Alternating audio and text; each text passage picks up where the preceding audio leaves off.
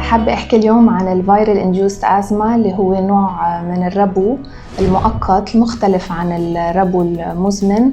عادة هو ناتج عن بعض الالتهابات الجرثومية من نوع الفيروسات مثل الإنفلونزا A، مثل الأدينوفيروس.